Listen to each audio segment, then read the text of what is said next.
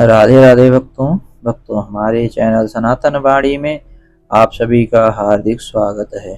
भक्तों, श्री गरुड़ पुराण की कथा में आज हम श्रवण करेंगे पिंडदान से शरीर का निर्माण कैसे होता है।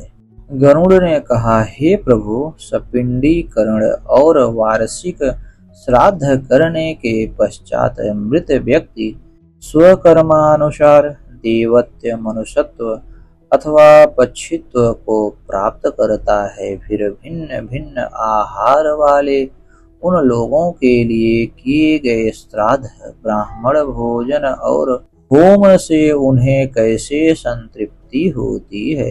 अपने शुभाशुभ कर्मों के द्वारा प्राप्त हुई प्रेत योनियों में स्थित वह प्राणी अपने संबंधियों से प्राप्त उस भोज्य पदार्थ का उपभोग कैसे करता है। श्राद्ध की आवश्यकता तो मैंने अमावस्यादि तिथियों में सुनी है, यह बतलाने की कृपा करें। श्री भगवान ने कहा, हे पक्षीराज, श्राद्ध प्रेत जनों को जिस प्रकार से तृप्त प्रदान करता है उसे सुनो। मनुष्य अपने कर्मानुसार यदि देवता हो जाता है तो श्रद्धान्य अमृत होकर उसे प्राप्त होता है, तथा वहीं अन्य गंधर्व योनियों में भोग रूप से और पशु योनियों में तृण रूप से प्राप्त होता है। वहीं श्रद्धान्य नाग योनियों में वायु रूप से, पक्षी योनियों में फल रूप से और राक्षस योनियों में अमिष बन जाता है। वहीं श्रद्धान्य दानव योनि के लिए मांस, प्रेत के लिए रक्त, मनुष्य के लिए अन्न पान आदि तथा बाल्यावस्था में भोग रस हो जाता है। गरुड़ ने कहा, हे स्वामिन, इस लोक में मनुष्य के द्वारा दिए गए हव्य कव्य पदार्थ पितृलोक में कैसे जाते हैं? उनको प्राप्त करने वाला कौन है? यदि श्राद्ध मरे हुए प्राणियों के लिए भी तृप्ति प्रदान करने वाला है तो बुझे हुए दीपक का तेल भी उसकी लौ को बढ़ा सकता है। मरे हुए पुरुष अपने कर्मानुसार गति प्राप्त करते हैं तो अपने पुत्र के द्वारा दिए गए पुण्य कर्मों के फल वे कैसे प्राप्त कर सकते हैं। श्री भगवान ने कहा, हे गरुड़, प्रत्यक्ष की अपेक्षा श्रुति का प्रमाण बलवान होता है। श्रुति से प्राप्त हुए ज्ञान का स्वरूप अमृत आदि के समान होता है। श्राद्ध में उच्चरित पितरों के नाम तथा गोत्र हव्य कव्य के प्रापक हैं।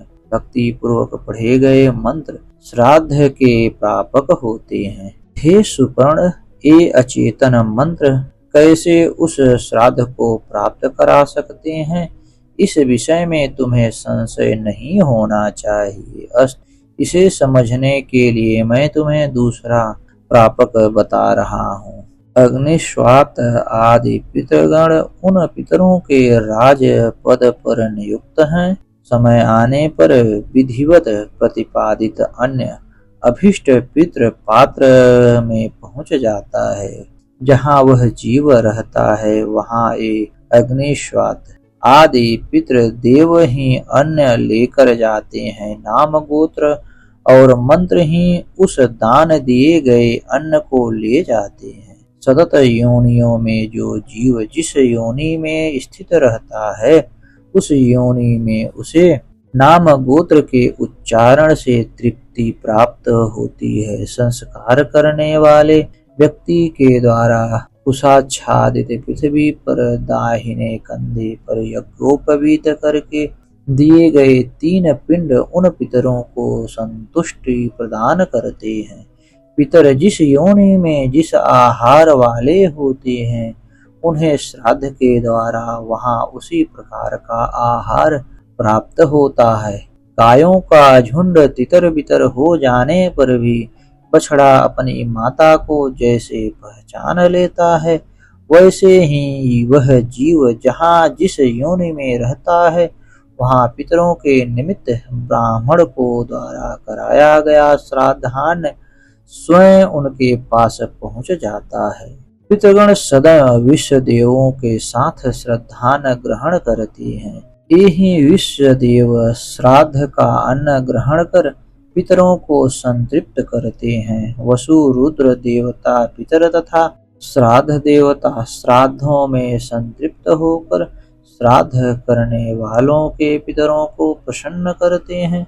जैसे गर्भिणी स्त्री दोहक गर्भावस्था में विशेष भोजन की अभिलाषा के द्वारा स्वयं को और अपने गर्भस्थ जीव को भी आहार पहुंचाकर प्रसन्न करती हैं, वैसे ही देवता श्राद्ध के द्वारा स्वयं संतुष्ट होते हैं और पितरों को भी संतुष्ट करते हैं।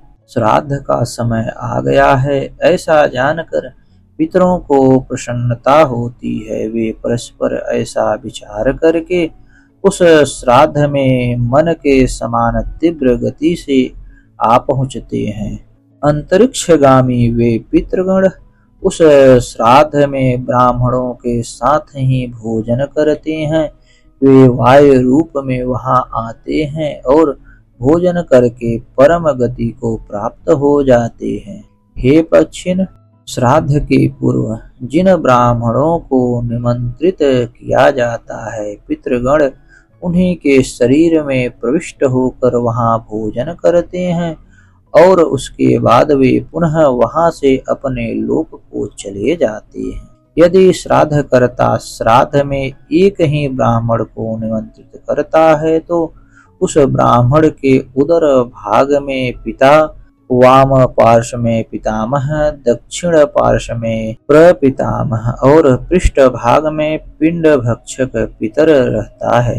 श्राद्ध काल में यमराज प्रेत तथा पितरों को यमलोक से मृत्यु लोक के लिए मुक्त कर देते हैं। हे कश्यप, नरक भोगने वाले भूख प्यास से पीड़ित पितृजन अपने पूर्व जन्म के किए गए पाप का पश्चाताप करते हुए अपने पुत्र पौत्रों से मधु मिश्रित पायस की अभिलाषा करते हैं। अतः विधि पूर्वक पायस के द्वारा उन पितृगणों को संतृप्त करना चाहिए। गरुण ने कहा, हे स्वामिन, उस लोक से आकर इस पृथ्वी पर श्राद्ध में भोजन करते हुए पितरों को किसी ने देखा भी है?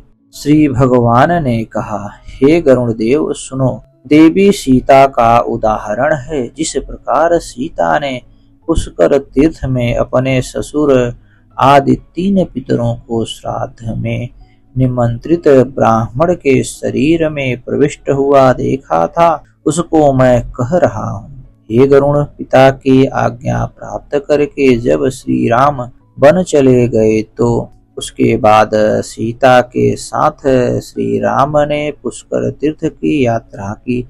तीर्थ में पहुंचकर उन्होंने श्राद्ध करना प्रारंभ किया। जानकी ने एक पके हुए फल को सिद्ध करके राम के सामने उपस्थित किया।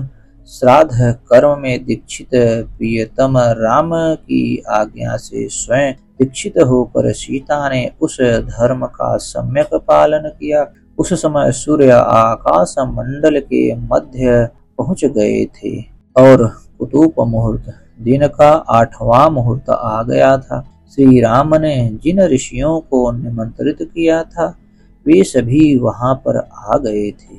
आए हुए उन ऋषियों को देखकर विदेह राज की पुत्री जानकी श्री राम की आज्ञा से अन्न परोसने के लिए वहां आई, किंतु ब्राह्मणों के बीच जाकर वे तुरंत वहां से दूर चली गईं और लताओं के मध्य छिप कर बैठ गईं।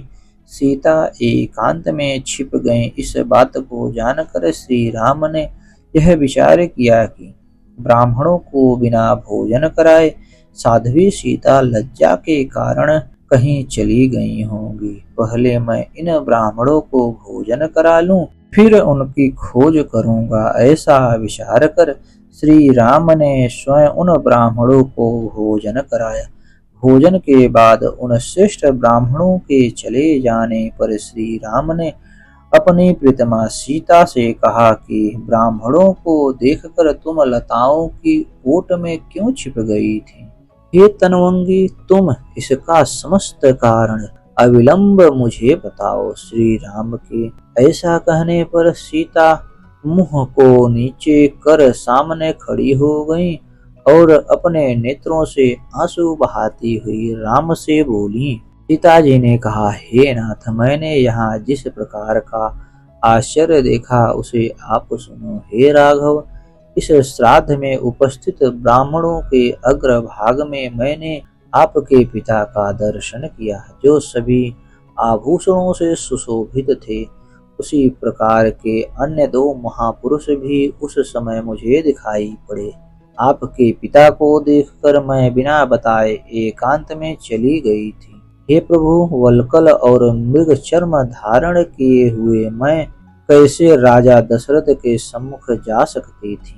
हे शत्रु पक्ष के वीरों का विनाश करने वाले प्राणनाथ, मैं आपसे यह सत्य ही कह रही हूँ।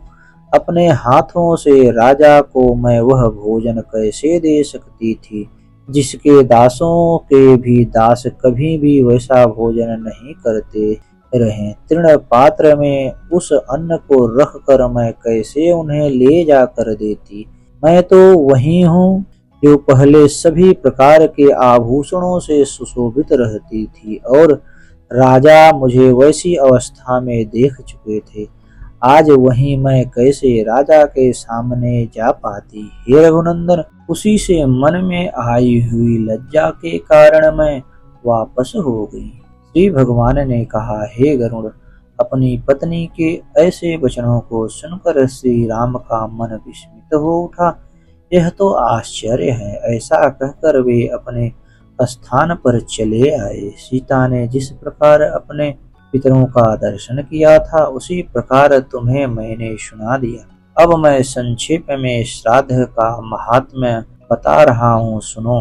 पितृगण अमावस्या के दिन वायु रूप में घर के दरवाजे पर उपस्थित रहते हैं और अपने स्वजनों से श्राद्ध की अभिलाषा करते हैं।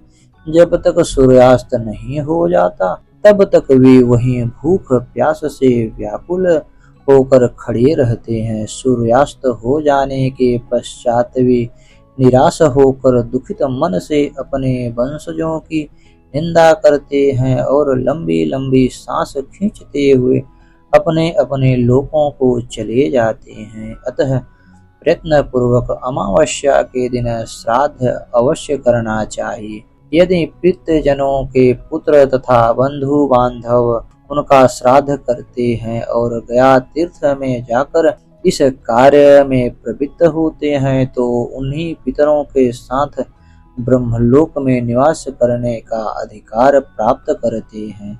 उन्हें भूख प्यास कभी नहीं लगती। इसीलिए विद्वान को प्रयत्न पूर्वक यथाविधि शाक पात से भी अपने पितरों के लिए श्राद्ध अवश्य कराना चाहिए। समयानुसार श्राद्ध करने से कुल में कोई दुखी नहीं रहता। पितरों की पूजा करके मनुष्य आयु पुत्र यश स्वर्ग कीर्ति पुष्टि बल श्री पशु सुख और धन धान्य प्राप्त करता है। देव कार्य से भी पितृ कार्य का विशेष महत्व है। देवताओं से पहले पितरों को प्रसन्न करना अधिक कल्याणकारी है।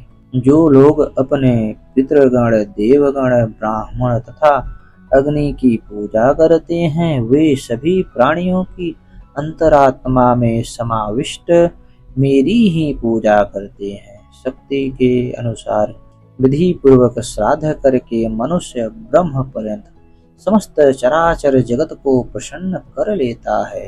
हे आकाशचारिण गरुड़, मनुष्यों के द्वारा श्राद्ध में पृथ्वी पर जो अन्न बिखेरा जाता है उससे जो पितर 50 योनि में उत्पन्न हुए हैं वे संतृप्त होते हैं। श्राद्ध में स्नान करने से भीगे हुए वस्त्रों द्वारा जो जल पृथ्वी पर गिरता है उससे वृक्ष योनि को प्राप्त हुए पितरों की संतुष्टि होती है। उस समय जो गंध तथा जल भूमि पर गिरता है उससे देवत्व योनि को प्राप्त पितरों को सुख प्राप्त होता है। जो पितर अपने कुल से बहिष्कृत हैं, क्रिया के योग्य नहीं हैं, संस्कारहीन और विपन्न हैं, वे सभी श्राद्ध में विकिरान और मार्जन के जल का भक्षण करते हैं। श्राद्ध में भोजन करके ब्राह्मणों के द्वारा आचमन एवं जलमान करने के लिए जो जल ग्रहण किया जाता है, उस जल से उन पितरों को संतृप्ति प्राप्त होती है। जिन्हें पिशाच, कृमि और कीट की योनि मिली है तथा जिन पितरों को मनुष्य योनि प्राप्त हुई है, वे सभी पृथ्वी पर श्राद्ध में दिए गए पिंडों में प्रयुक्त अन्न की अभिलाषा करते हैं।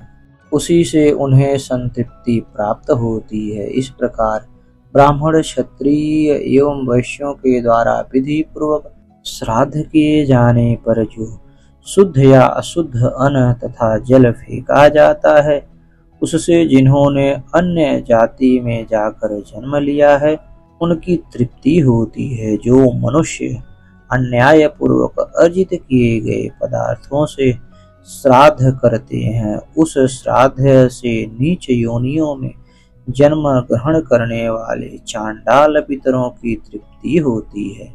हे पक्षिण, इस संसार में श्राद्ध के निमित्त जो कुछ भी अन्न, धन आदि का दान अपने बंधु बांधवों के द्वारा दिया जाता है, वह सब पितरों को प्राप्त होता है। अन्न, जल और शाक पात आदि के द्वारा यथा सामर्थ्य जो श्राद्ध किया जाता है, वह सब पितरों की तृप्ति का हेतु है। तुमने इस विषय में जो कुछ पूछा था, वह सब मैंने तुम्हें बता दिया।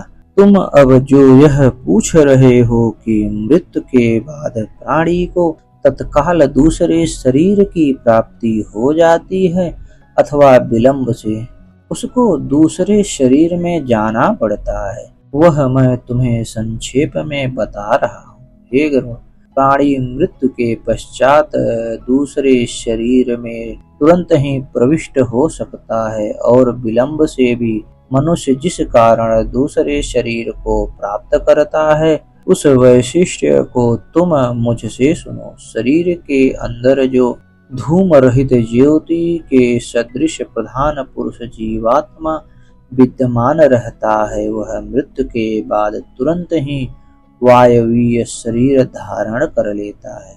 जिस प्रकार एक तृण का आश्रय लेकर स्थित जोंक दूसरे तृण का आश्रय लेने के बाद पहले वाले तृण के आश्रय से अपने पैर को आगे बढ़ाता है, उसी प्रकार शरीरी पूर्व शरीर को छोड़कर दूसरे शरीर में जाता है। उस समय भोग के लिए वायुवीय शरीर सामने ही उपस्थित रहता है।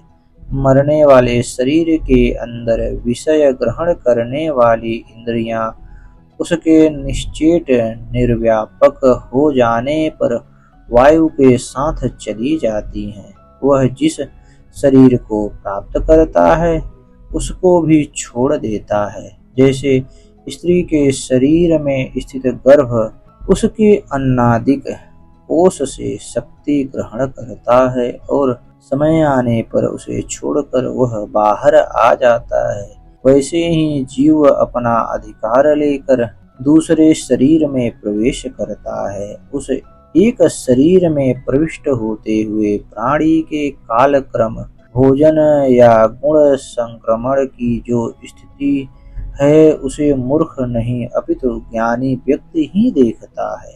विद्वान लोग उसको आतिवाहिक वायवीय शरीर कहते हैं। हे शुकर्ण, भूत प्रेत और पिशाचों का शरीर तथा मनुष्यों का पिंडज शरीर भी एक ही होता है।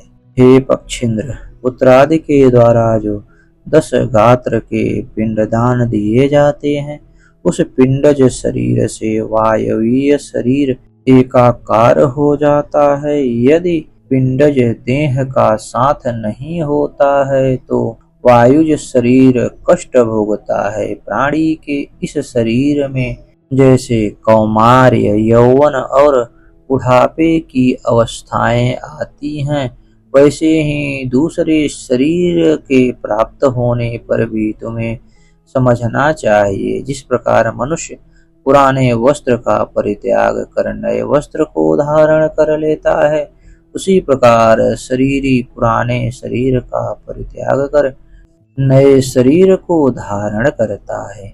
इस शरीरी को न शस्त्र छेद सकता है, न अग्नि जला सकती है, न जल भिगा सकता है और न वायु सुखा सकती है। जीव तत्काल वायुवीय शरीर में प्रवेश कर लेता है।